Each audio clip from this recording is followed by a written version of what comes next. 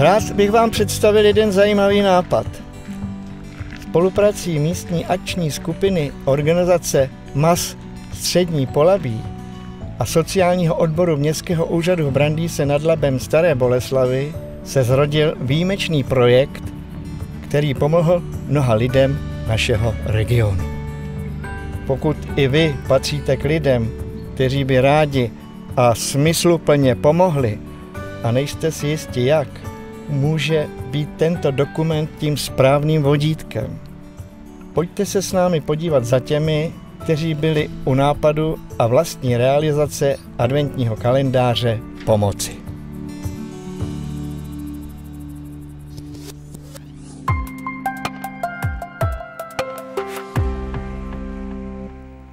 Nápad na pomoc formou adventního kalendáře vznikl na jednom pracovním setkání s vedoucími pracovních skupin projektu Komunitně plánujeme na Brandýsku. Stejně jako v projektu jsme se drželi 4 hlavních skupin lidí vyžadujících určitou podporu, a to osamělých seniorů, rodin s problémy, zdravotně postižených a osob nacházejících se na hraně sociálního vyloučení. A nastal moment, ve kterém bylo potřebné vymyslet systém co nejpřesnější, nejefektivnější a konkrétní pomoci. S projektem jsme začínali v pozdním podzimním čase, do Vánoc nebylo daleko a snad právě proto naše kolegyně Klára přišla s nápadem adventního kalendáře s dárky schovanými pod jednotlivými 24 políčky. To se nám všem natolik zalíbilo, že jsme začali přemýšlet, jak to technicky a organizačně zvládneme. Pomáhat lidem v nouzových situacích máme takzvaně v popisu práce. Když jsme s kolegyněmi z řídící skupiny zpracovali návrh adventního kalendáře, ihned jsme se vrhli do jeho realizace. Využili jsme toho, že v předvánočním čase volají občané našeho města a blízkého okolí a místní firmy a nabízejí nám různé formy podpory. Bylo třeba jednat rychle, oslovit ty, kteří pomoc nabízeli, i ty, kteří ji potřebovali. Informace o adventním kalendáři jsme uveřejnili v městských listech a na sociálních sítích. Začali jsme pracovat na grafickém provedení kalendáře a políčka postupně doplňovat jednotlivými dárky. Co v nich ale ve skutečnosti bude, bylo na mých kolegyních. Právě ony znají problémy lidí v nesnázích nejlépe. Klára ví, co potřebují osamělí seniori, Eva zná problémy rodin, Radka je v kontaktu s handicapovanými a sestra Veronika, ta se potkává s lidmi, kteří hledají správnou životní cestu a potřebují nasměrovat.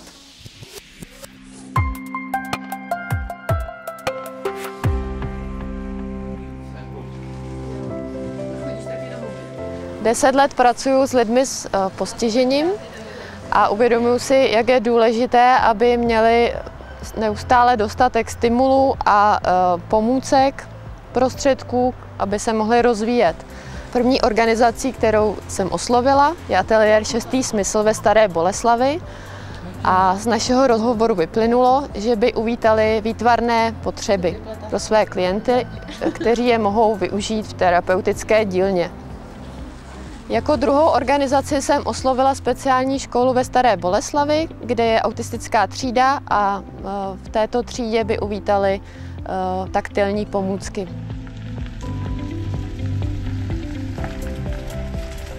Už dlhšiu dobu spolupracujeme s ľuďmi bez domova a snažíme sa ich zaradiť späť do života.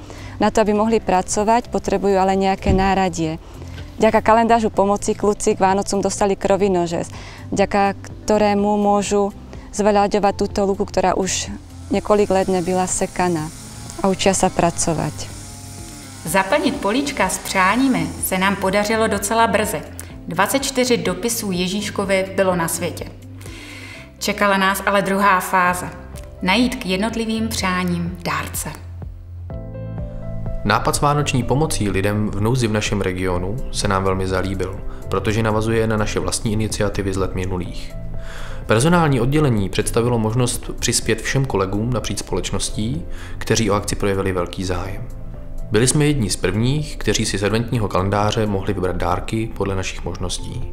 Splnili jsme celkem 6 vánočních přání, celkem u 5 organizací, a to v nemocnici v Brandýse nad Labem, v nízkoprahovém denním centru ve Staré Boleslavi, u Brandýského Matýska, v základní škole na Výsluní a v rodinném centru Routa.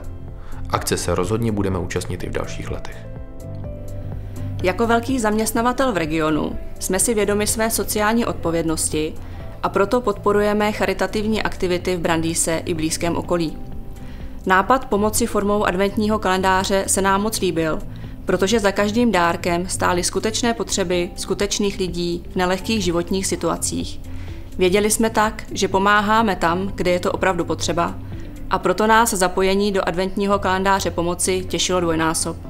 Prvotní impuls přišel od mojí manželky k této charitativní akci. Blíže jsem se s touto akcí seznámil ještě v Městských listech a poté mohu vlastně potvrdit, že jsem získal jakoby kladnou odezvu k této akci po návštěvě řádových sester, který jsem navštívil už v předchozích letech během svatováclavských slavností. Samozřejmě mám teda tím pádem to blíž k srdci. Křovinořez jsme pořídili a přišlo v zápětí poděkování od řádových sester a v době užití tohoto křovinořezu, což bylo během letní sezony, jsme dostali krásné fotky s dokumentací, že křovinořez slouží účelu, ke kterému byl určen.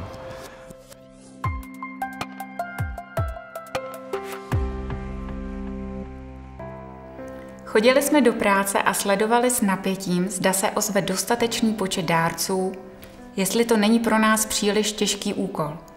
Téměř denně se ale někdo ozval a my se radovali z každého zaplněného políčka.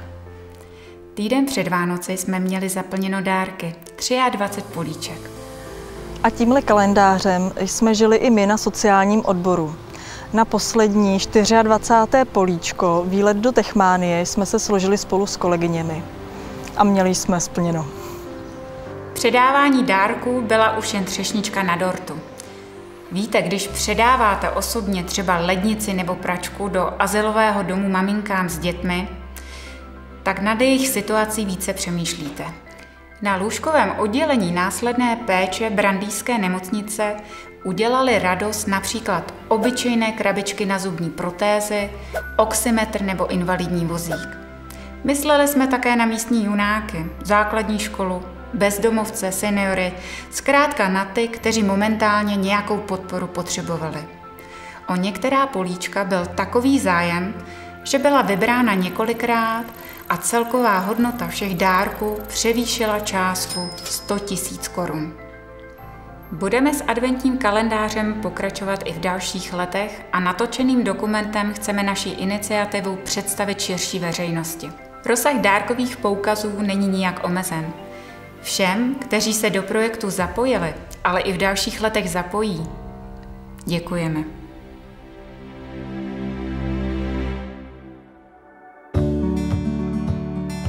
Místní akční skupina. Tak to vidíte. MAS. Maska. A pod touto maskou se ukrývá vlídná tvář lidí, kteří hledají, ale hlavně nalézají cesty, jak usnadnit nebo alespoň z části narovnat a uhladit spletité cesty života. Stav, do kterého se můžeme my všichni dostat třeba zítra nebo za 5 minut, ani nebudeme vědět jak.